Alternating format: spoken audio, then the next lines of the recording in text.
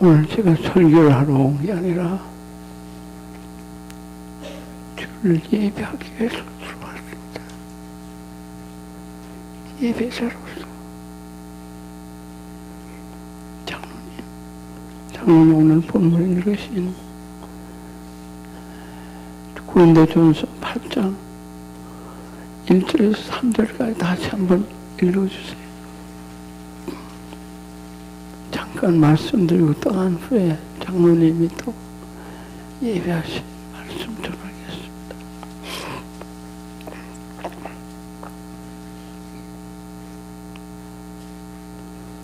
고린도전서 8장 1절에서 3절까지 읽으세요. 1절에서 3절까지.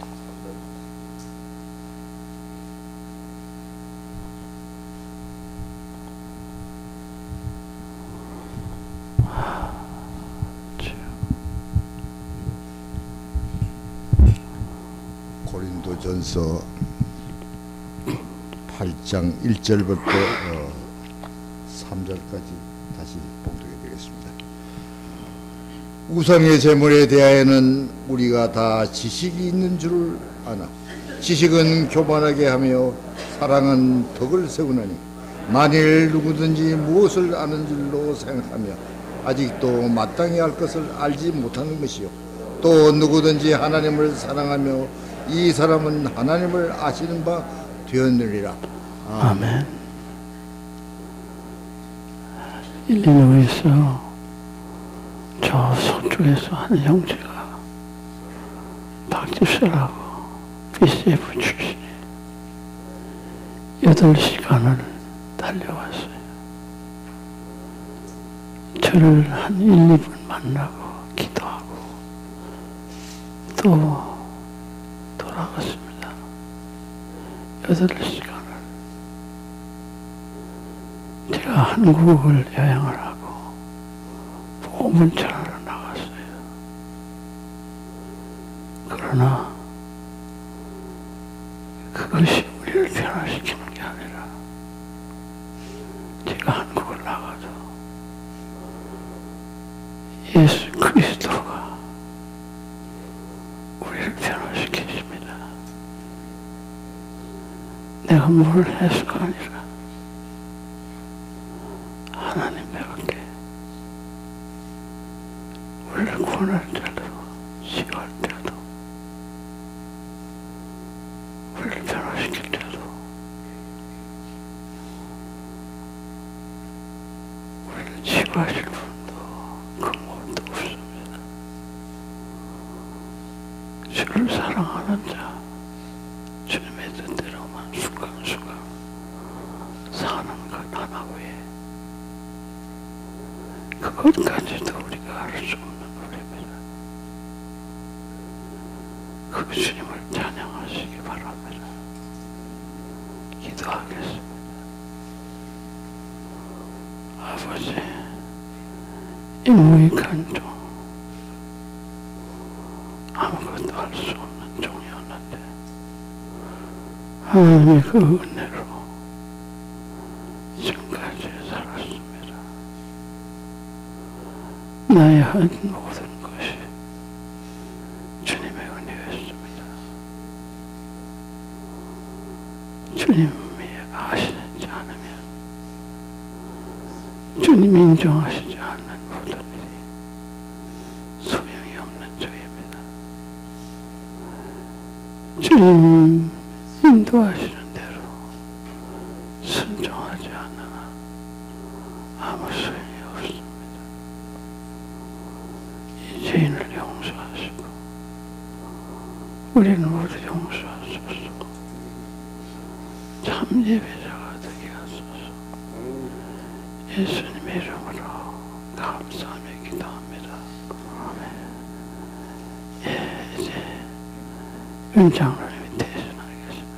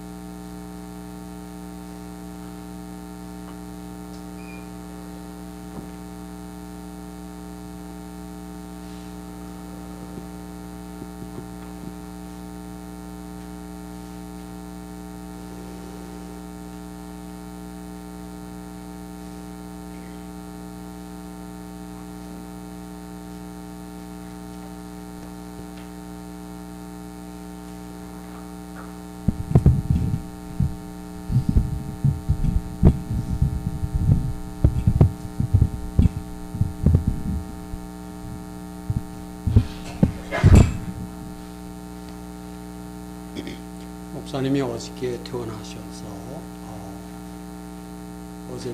어제 오후에 퇴원하셨는데 지금 보시다시피 아직 약하신데 오늘 두 예배를 설교하시겠다고 그렇게 말씀하셔서 그런 줄 알고 제가 8시 반에 여기 왔더니 교회 근처에 사시는 집사님 통해서 도코메시 와서 목사님 설교 못 하시니까 윤장로 보고 하라고 그러신다.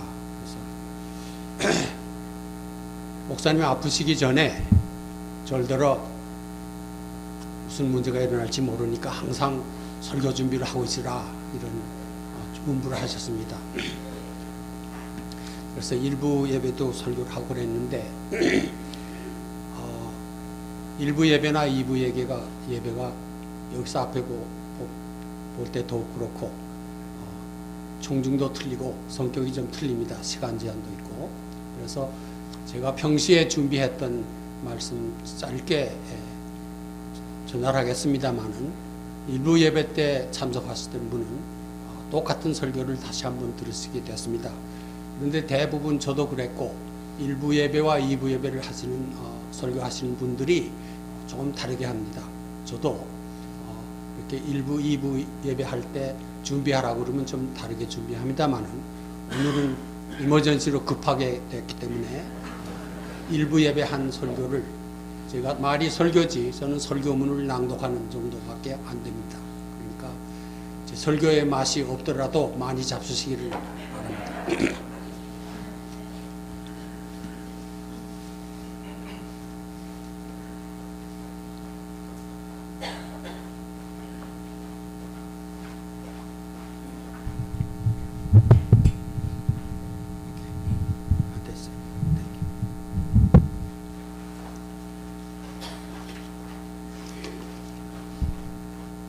오늘 장로님과 목사님께서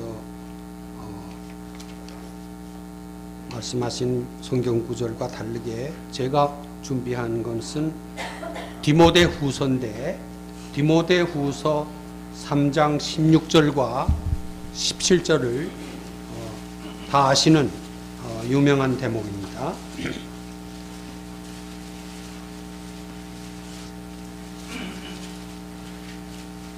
디모데후서 3장 16절 16절을 제가 대독하겠습니다.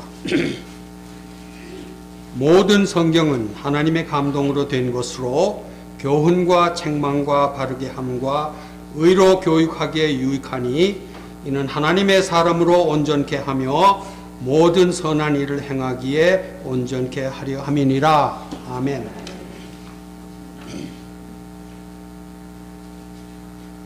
이 구절은 전체가 하나의 문장으로 이루어져 있습니다. 그리고 왜 이렇게 이런 말씀을 주어졌는지 그 이유도 말해줍니다. 하나님은 어떤 목적으로 성경을 우리에게 주셨는지 우리가 생각해 볼 필요가 있습니다. 우리는 이 문장의 마지막 부분에서 시작해 거꾸로 거슬러 올라가서 그 해답을 찾아볼 수 있습니다. 하나님께서 우리에게 성경을 주신 목적은 바로 우리가 선한 일을 하게 하는 것입니다. 그러나 우리가 선한 일을 하는 것은 구원을 얻기 위한 것이 아닙니다. 여기서 말하는 선한 일이라는 게 단순히 우리 눈으로 보기에 선하게 보이는 일을 말하는 것도 아닙니다. 선한 일이란 하나님이 볼 때 선한 것이며 그분을 높이고 영광 드리는 일을 말합니다. 예수님께서도 이렇게 말씀하셨습니다.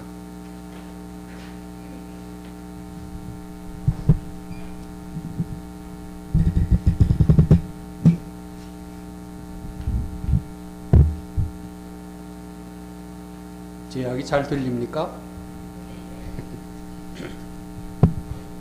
목사님이 나오실 줄 알고 우리가 준비를 안 했기 때문에 이렇게 됐습니다. 양해하시고,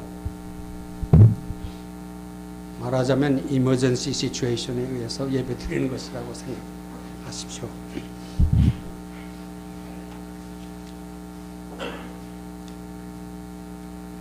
선한 일이란 하나님께서 보시는 그 선한 일이고, 또 우리가 선한 일을 하는 것은 그분께 영광을 돌리기 위한 것입니다. 예수님께서 이렇게 말씀하셨습니다.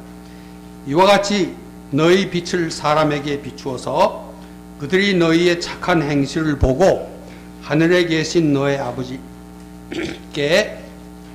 영광을 돌리게 하여라. 마태복음 5장 16절에 그렇게 말씀하셨습니다. 성경의 목적은 우리가 선한 일을 통해 하나님께 영광을 돌리도록 준비시키는 것입니다.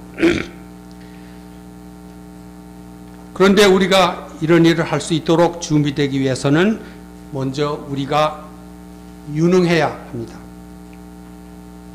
여기서 유능하다라는 말은 성숙하다 또는 성장하다 그런 뜻이 되겠습니다. mature, grown up 이런 말과 바꾸어 말할 수도 있습니다. 그럼 어떻게 하면 이러한 종류의 성숙에 이룰 수 있을까요? 교훈과 책망과 바르게 함과 의로 교육함으로 준비될 때 가능하다 이랬습니다. 성경에 교훈, 영어로 말하면 doctrine입니다. 그 다음에 책망, reprieve, 그 다음에 바르게 함, correction, 고쳐준, 그 다음에 의로 교육함, instruction on righteousness 이런 것으로 준비될 때 선한 일을 할 수 있다는 내용이 들어있습니다. 모든 것은 교훈, 교리에서 시작된다고 할 수 있습니다. 교훈은 가르침입니다. 우리는 성경의 내용에 관해 가르침을 받아서 그 말씀이 우리의 삶 속에서 일하시도록 해야 됩니다. 그렇다면 성경에 대한 가르침은 우리의 삶 속에서 어떻게 일하실 수 있을까요? 첫 번째, 성경은 우리를 책망합니다. reprove. 우리에게는 우리의 죄와 잘못된 생각을 지적하는 가르침이 필요합니다. 그러한 잘못된 부분을 성경은 지적해주고 있습니다. 여기서 책망이 우리의 생각에서 왜곡된 부분을 지적해주는 것을 의미한다면, 바르게 함, correction은 왜곡된 부분을 바로 펴는 것을 의미합니다. 우리에게는 이 두 가지를 모두 포함하는 가르침이 필요합니다. 다시 말해서 먼저 우리를 깨뜨려 부수고 잘못된 부분을 드러내고 그런 후에 우리를 바르게 회복시켜주는 가르침이 우리에게 필요합니다. 마지막으로 우리에게는 의로운 길로 행하는 법을 가르쳐주는 가르침이 필요합니다. 그렇다면 잘못을 드러내고 바르게 회복시키며 우리를 의로운 길에 세우는 진리를 어디서 찾겠습니까? 그 해답은 모든 성경에 있습니다. 모든 성경은 이런 것들에 유익합니다. 성경이 유익한 것은 잘못된 것을 무너뜨리고 옳은 것을 세우는 견고한 가르침을 주기 때문에 그렇습니다. 성경은 우리가 생명의 길에 거하도록 하고 그 안에서 성장하여 하나님을 높이는 일을 하도록 준비시킵니다. 모든 성경이 그렇습니다.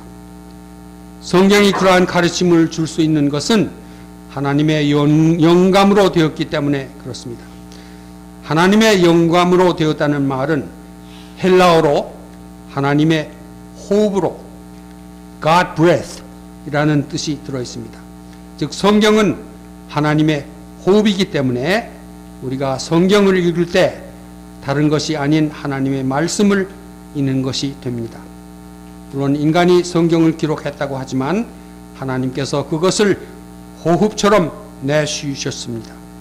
이처럼 진리의 성경은 모든 선한 일을 하도록 우리를 준비시키는 능력이 있고 살아있는 하나님의 말씀인 것을 기억하시기 바랍니다.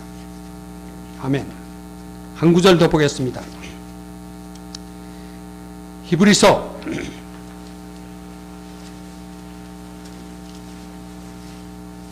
4장 12절 히브리서 4장 12절을 우리 모두 함께 합독해 보겠습니다. 하나님의 말씀은 살았고 운동력이 있어 좌우에 날선 어떤 검보다도 예리하여 혼과 영과 관절과 골수를 찔러 쪼개까지 하며 또 마음의 생각과 뜻을 감찰하나니.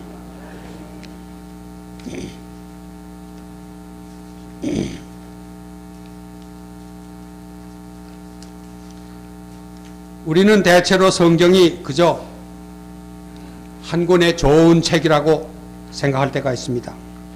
많은 사람들이 성경을 종교적 이야기가 실린 한 권의 책이라고 생각합니다. 그리고 많은 그리스도인들은 성경을 위로를 주는 책, 용기를 주는 책, 우리를 세워주는 책 정도로 생각하고 있습니다. 그러나 히브리서에서 바울은 성경이 살아있고 힘이 있어서 어떤 양날 칼보다도 더 날카롭다고 기록하고 있습니다.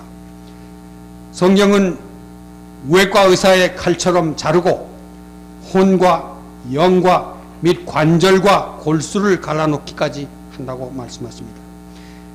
이것은 매우 생생한 이미지입니다. 때론 아주 섬뜩하게 들리기까지 합니다. 성경은 피부를 부드럽게 하기 위해서 바르는 로션에 불과한 것이 아니라 우리의 내면 깊숙이 파고드는 칼날입니다. 왜냐하면 하나님의 말씀인 성경은 우리 마음의 생각과 뜻을 우리 자신보다 더 잘 알고 있기 때문에 그렇습니다.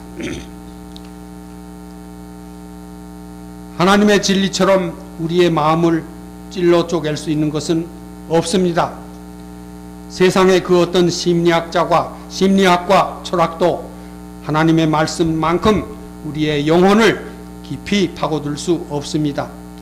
그 어떤 심리학자나 철학자도 하나님만큼 우리를 알지 못합니다. 예수님은 사람의 마음에 있는 것을 이미 다 아시기 때문에 굳이 누군가에게서 그것을 들을 필요가 없다고 말씀하셨습니다. 그분은 우리의 내면을 들여다보십니다. 그분의 통찰력은 우리의 영혼 깊은 곳까지 파고듭니다. 그 누구도 하나님만큼 우리를 잘 알지 못합니다. 강조되어야 할 부분입니다. 그 어떤 책도 성경만큼 우리의 마음 깊은 곳을 파고들 수 없습니다. 그래서 우리가 쓰러졌을 때 성경은 우리를 일으켜 세우고 위로하는 법을 알고 있습니다. 반대로 우리가 서 있을 때, 즉 교만과 인간의 지혜로 높아져 있을 때 성경은 우리의 죄를 드러내고 선을 벗기며 우리의 고집을 꺾음으로써 우리를 낮추는 법도 알고 있습니다. 성경을 읽는 것이 언제나 안전한 일은 아니올시다. 이것은 굉장히 위협적인 경험일 수도 있습니다. 그러나 하나님은 그분의 말씀으로 찔러 쪼개신 곳마다 반드시 치료해 주십니다. 그분이 무엇을 드러내시든 간에 그 목적은 깨끗하게 하시기 위해서입니다. 예수님은 우리를 포도나무 가지에 비유하셨습니다. 우리가 좋은 열매를 맺기 위해서는 반드시 가지치기가 필요한데 이 가지를 자르는 것은 바로 성경 말씀입니다. 우리는 하나님의 말씀의 위로와 기쁨과 예배와 찬양의 근원이라는 사실에 대해서 감사해야 합니다. 그러나 동일하게 하나님의 말씀에 우리가 결코 그 무엇도 감출 수 없도록 우리의 내면을 찔러 쪼개 드러내며 판단하는 칼이라는 사실에 대해서도 우리는 감사해야 합니다. 우리의 삶을 하나님의 말씀에 내어놓을 때 우리의 죄가 드러나고 죄가 드러날 때 비로소 문제가 해결될 수 있습니다. 바로 이렇게 하나님의 말씀으로 깨끗해질 때 우리는 더 많은 열매를 맺을 수 있게 되며 우리의 기쁨과 하나님의 영광은 더 커지게 될 것입니다. 아멘. 기도하십시다. 저희를 깨부수시고 저희의 속을 드러내시는 하나님, 그 말씀으로 저희를 다시 한번 깨우쳐 주시는 것을 감사드립니다. 이 말씀을 가슴에 새기고 우리의 믿음의 삶을, 승리의 삶을 살아가는 저희들 다 되게 인도하여 주시옵소서. 우리의 종 이근상 목사님 지금 괴로움 가운데 있사온데 그 몸이 약해서 아프고 불편하신데 못 고칠 병이 없으신 주님, 그를 더 이상 괴롭히지 마시고 속히 그의 아픔과 불편한 점을 치유하여 주시옵소서. 이 교회를 계속해서 축복하시고 사랑하시는 것을 감사드립니다. 여기 속한 모든 권속들이 주님의 축복 가운데 사랑하며 살게 하시는 것을 감사드립니다. 이 모든 말씀 구주 예수 그리스도 이름 받들고 감사하며 기도하옵나이다. 아멘.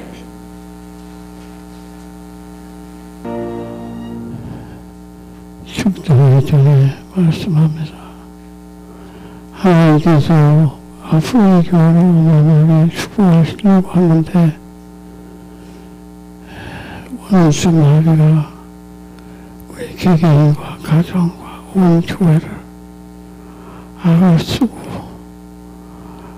이 하나님의 축복을 받지 못하게 하려고 그렇게 대들고 있는데, 마지막 축복하기 전에,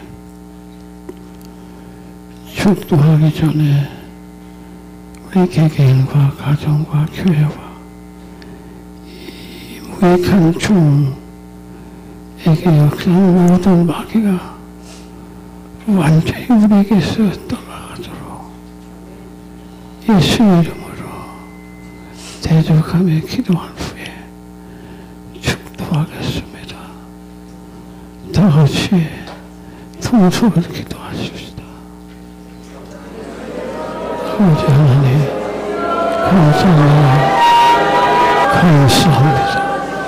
주 예수 그리스도 이름을 감사하며 찬양합니다. 다시는 우리 주 예수 그리스도의 은혜와 아버지 하나님의 사랑과 성령님의 교통하심이 우리 개개인과 가족과 온 교회와 이 무익하고 죄 많은 종 우리에게 영원토록 함께 하실지어다. 아멘.